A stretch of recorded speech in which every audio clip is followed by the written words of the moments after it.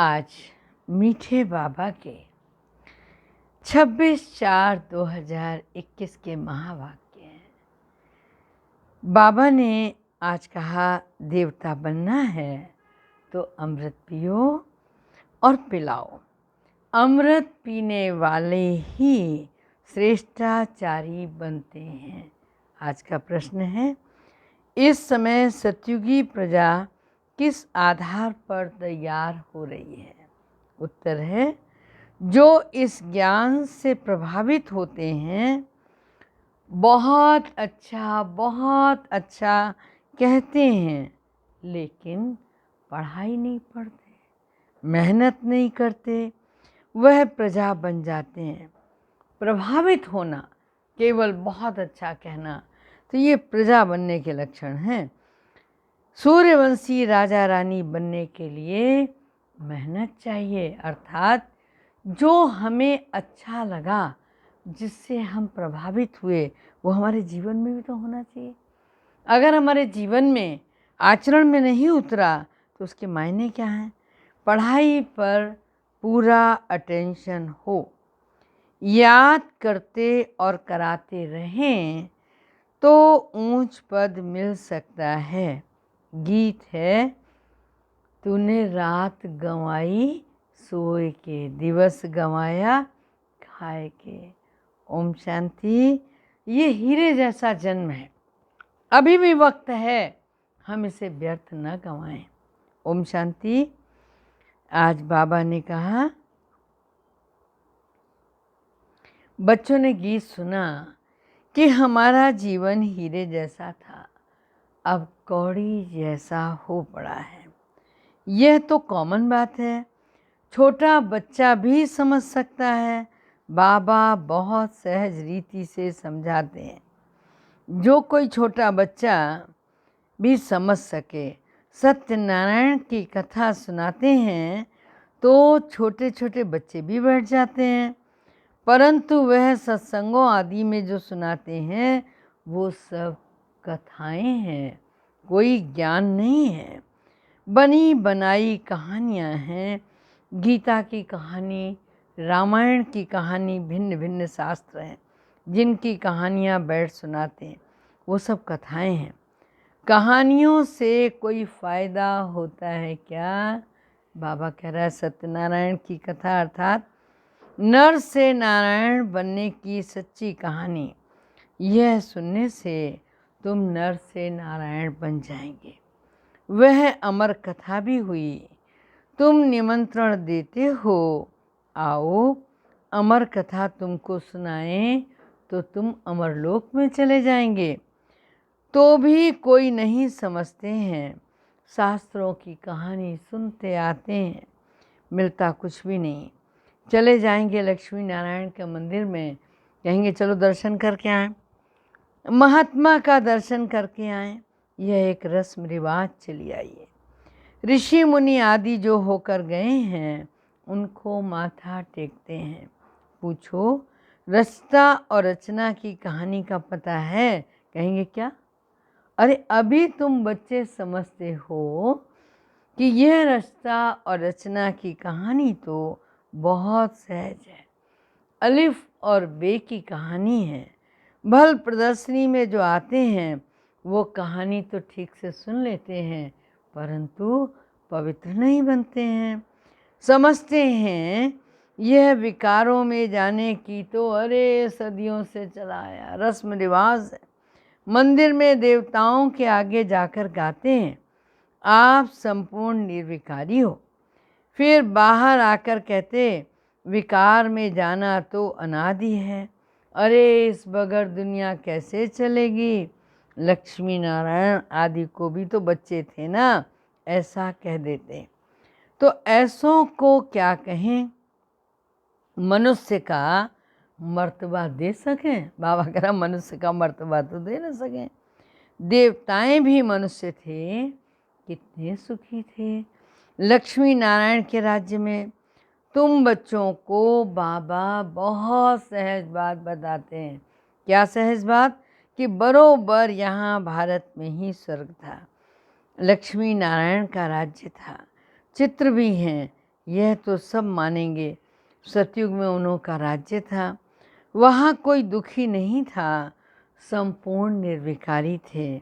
जिनों के मंदिर यहाँ बहुत बड़े बड़े बने हुए, उन्हों को 5000 वर्ष हुए, अभी वो नहीं हैं, अभी तो कलयुग का अंत है। मनुष्य आपस में लड़ते झगड़ते रहते हैं। भगवान तो ऊपर में ही रहते हैं, निर्वाण धाम में। असल में हम आत्माएं भी वहाँ रहती हैं, यहाँ पाठ बजाने आती हैं।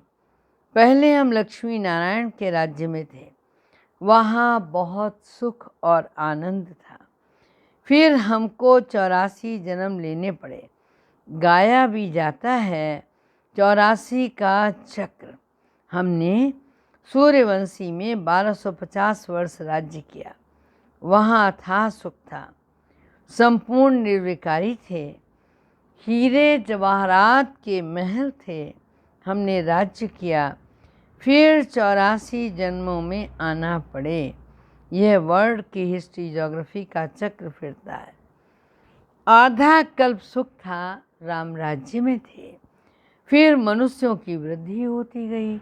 सतयुग में 9 लाख, सतयुग अंत में वृद्धि होकर 9 लाख से 2 करोड़ हो गए। फिर 12 जन्म त्रेता में सुख चैन में थे, एक ही धर्म था। फिर क्या हुआ? फिर रावण राज्य शुरू हुआ। राम राज्य और रावण राज्य देखो, बहुत सहज रीति से समझाता हूँ, छोटे छोटे बच्चों को भी ऐसे बताना चाहिए। और क्या हुआ? बड़े बड़े सोने हीरे जवाहरात के महल थे, सब भूकंप में अर्थक्वेक में अंदर चले गए। भारतवासियों के विकारी बनने से सबसे पहले ये मान के चलना कि सृष्टि का सबसे सुंदरतम पुष्प भगवान की रचना का ये मनुष्य है। और जब ये मनुष्य अपनी मर्यादाओं का दामन छोड़ता है, तब प्रकृति के 5 तत्व भी अपना दामन छोड़ते हैं। अर्थक्वेक हुई, फिर रावण राज्य शुरू हुआ, पवित्र से अपवित्र हो गए। कहते भी हैं सोने की लंका अंदर चली गई, कुछ तो बचा होगा ना। हाँ, फिर भक्ति मार्ग आदि शुरू हुआ, मनुष्य विकारी होने लगा। फिर रावण राज्य चला तो आयु भी कम हो गई। हम निर्विकारी योगी से विकारी भोगी बन गए। यथा राजा रानी तथा प्रजा सब विकारी बन गए। ये कहानी कितनी सहज है। छोटी छोटी बच्चियाँ बैठकर ये कहानी सुनाएं तो बड़े आदमियों का मुंह नीचा हो जाए। अभी बाप बैठ सुनाते हैं, वही ज्ञान का सागर पतित पावन है। अच्छा, द्वापर युग में भोगी और पतित बन गए, फिर और धर्म भी शुरू हो गए। अमृत का जो नशा था वो खलास हो गया, लड़ाई झगड़े होने लगे। द्वापर से लेकर हम गिरे, कलयुग में हम और भी विकारी बने, पत्थर की मूर्तियां बनाते रहे। हनुमान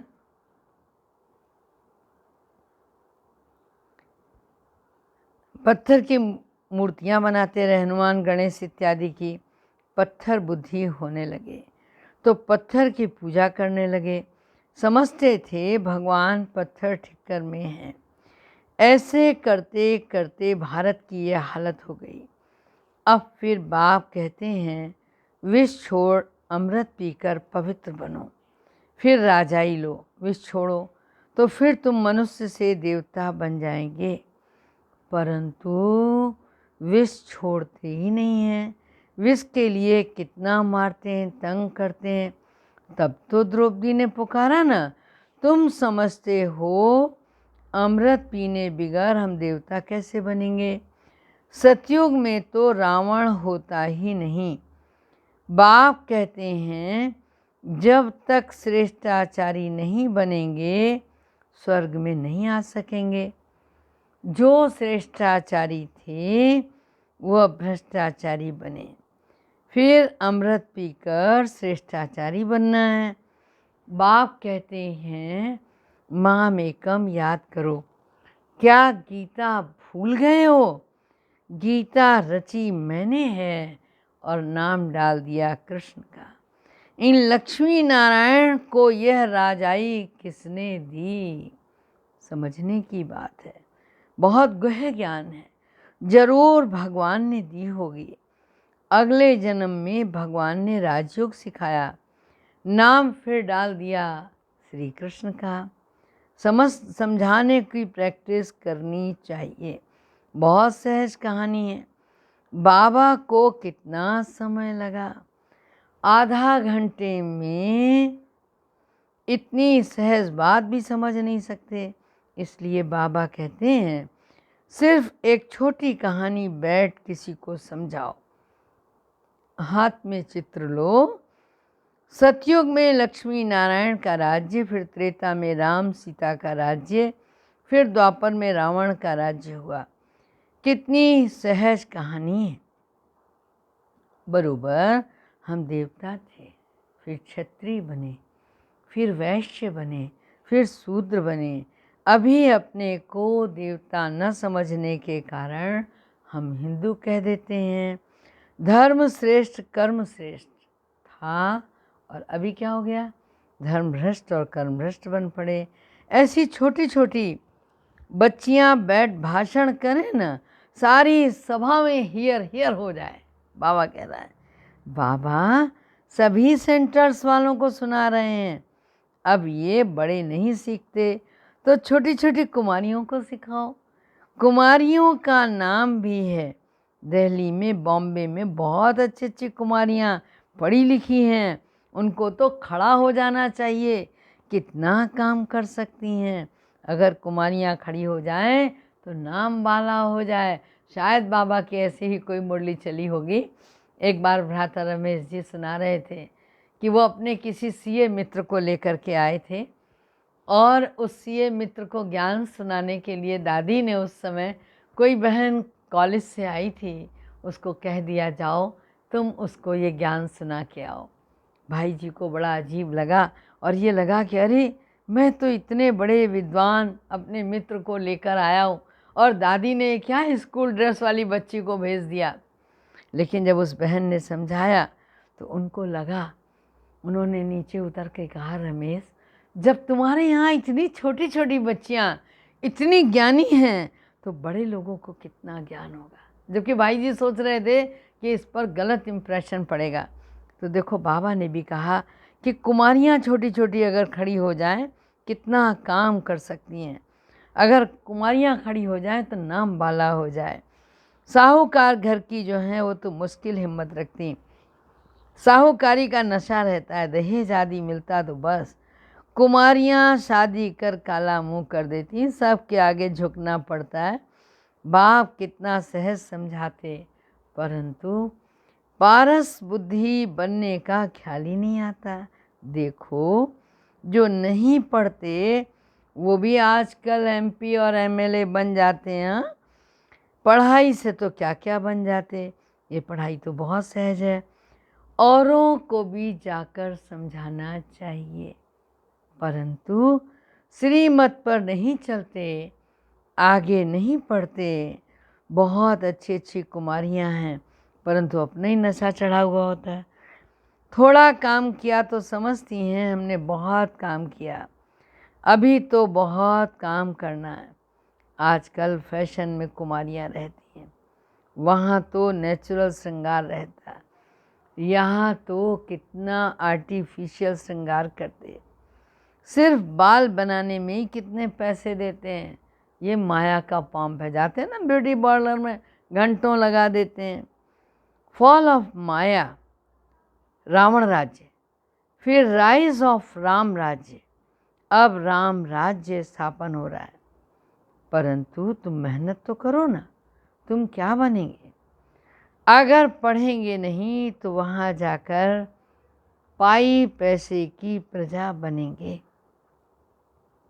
आजकल के बड़े बड़े आदमी वहाँ की सब प्रजा में आ जाएंगे। साहूकार लोग सिर्फ अच्छा अच्छा कहकर अपने धंधे में लग जाते हैं, बहुत अच्छा प्रभावित होते हैं। फिर आखिरीन क्या होगा? वहाँ जाकर प्रजा बनेंगे। प्रभावित माना प्रजा। जो मेहनत करते हैं वो राम राज्य में आएंगे। समझानी तो बहुत सहज है। इस कहानी के नशे में कोई रहे तो बेड़ा पार हो जाए। हम शांति धाम में जाएंगे, फिर सुख धाम में आएंगे। बस याद करते करते रहना, करते भी रहना और कराते भी रहना, तभी ऊंच पद पाएंगे। अटेंशन पढ़ाई पर देना है। चित्र हाथ में हो। जैसे बाबा जब लक्ष्मी नारायण की पूजा करते तो चित्र जेब में पड़ा रहता था। चित्र छोटे भी हैं, लॉकेट में भी हैं, उन पर समझाना। यह है बाबा, उन द्वारा वर्षा मिल रहा है। अब पवित्र बनो, बाप को याद करो। कितनी नॉलेज है इन मेडल्स में। हाँ, बैजेस में। बाबा कहता है इन मेडल्स में क्या है, बहुत नॉलेज है, सारा ज्ञान है। इन पर समझाना बहुत सहज है। सेकंड में बाप से स्वर्ग के जीवन मुक्ति का वर्षा। कोई भी समझाए तो जीवन मुक्ति पद का अधिकारी बन जाए।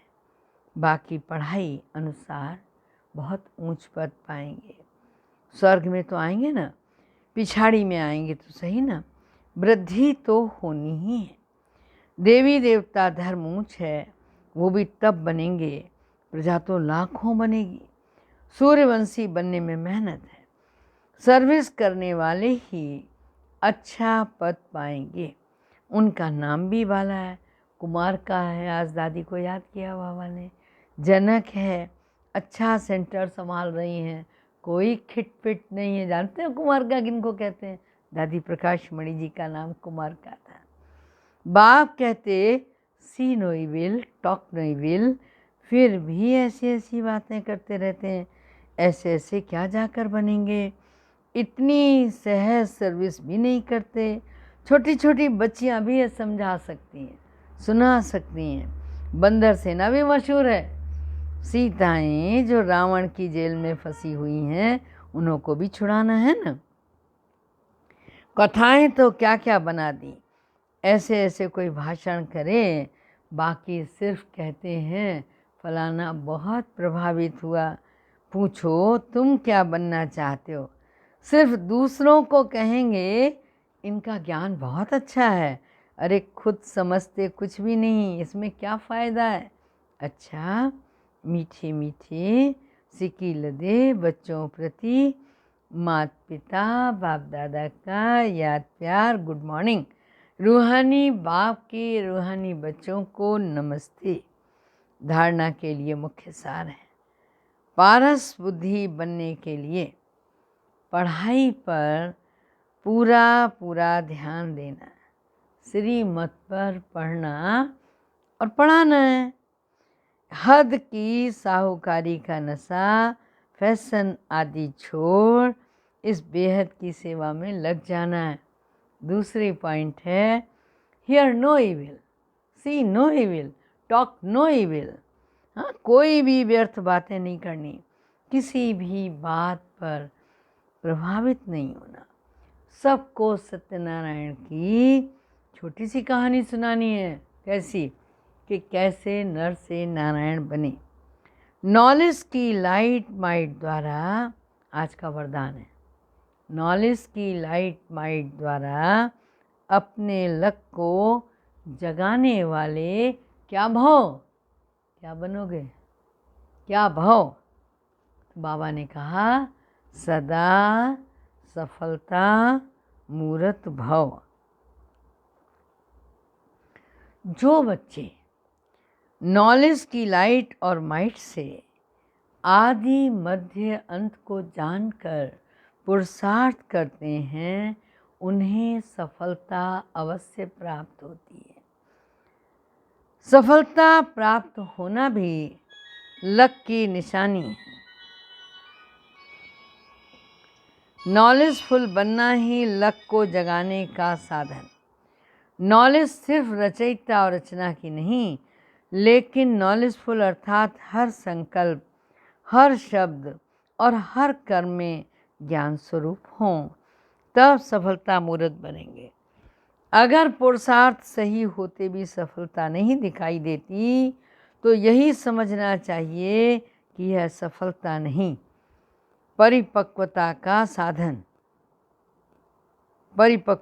साधन है। न्यारे प्यारे बनकर, आज का स्लोगन है, न्यारे प्यारे बनकर कर्मेंद्रियों से कर्म कराओ तो कर्मातीत स्थिति का अनुभव सहज कर सकेंगे। अच्छा, ओम शांति। न्यारे प्यारे बनकर, आज भी बाबा ने कहा था ना मुरली में, कल की जो मुरली थी उसमें क्या कहा था कि अपनी कर्मेंद्रियों द्वारा राजा बनकर कर्म कराओ। अच्छा, ओम शांति।